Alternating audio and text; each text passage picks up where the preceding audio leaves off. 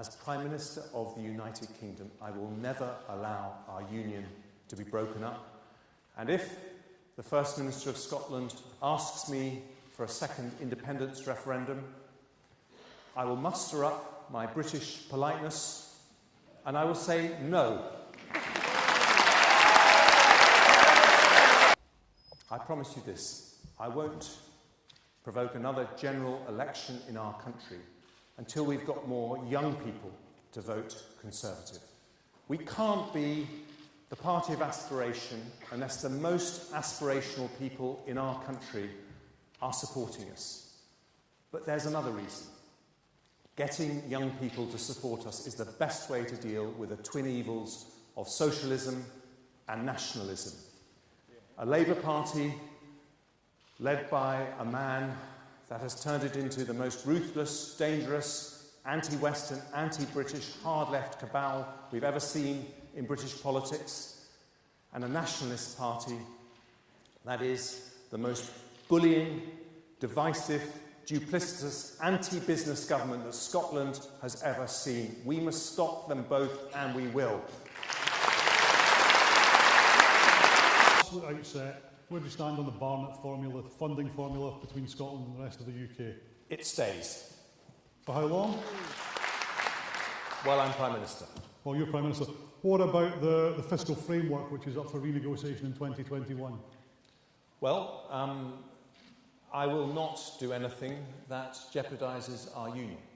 So I'm not saying that any of these formulas are perfect, but my priority when discussing any of them is to protect our union. Would you consider devolving immigration powers, as the Scottish Government has asked for, particularly for farming, fishing and tourism industries in Scotland who are struggling to get people? Well, I'd like to say that with me as Prime Minister, they won't need to ask that because they can be confident there'll be an immigration policy that responds to the needs of Scotland. But somehow, knowing Nicola Sturgeon, I don't think that will quite stop her asking. Well, the reason, because of the risk of no deal being taken off the table by the House of Commons, that's the reason why I haven't made that hard do-or-die commitment to the 31st of October, because I would only want to make promises that I know I can deliver. But many of your Conservative colleagues, now Cabinet colleagues, are saying that they would block a no deal. So what happens if you come to a no deal? Well, that's why the safest and quickest way to deliver Brexit is to choose someone who actually has a chance of negotiating a deal, and that's me. OK, now we're going to take people who are going to make their way to the microphones, but they haven't. Where are you?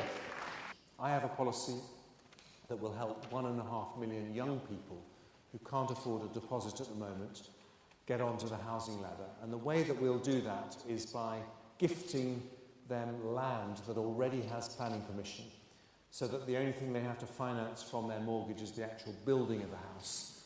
And in many places in England, actually, the land is the most expensive bit. And what happens at the moment is that the property developers buy the land, and then they get their profits from the increase in value when they get planning permission. I want us to give planning permission directly as the state, so that the benefits go to the young person. And I think this is a very, very important thing. But one other thing, I think it's about aspiration, but it's also about values. So the other thing that we have to show young people is that we will do the right thing on climate change, because that is a litmus test issue for young people as to whether we have the right values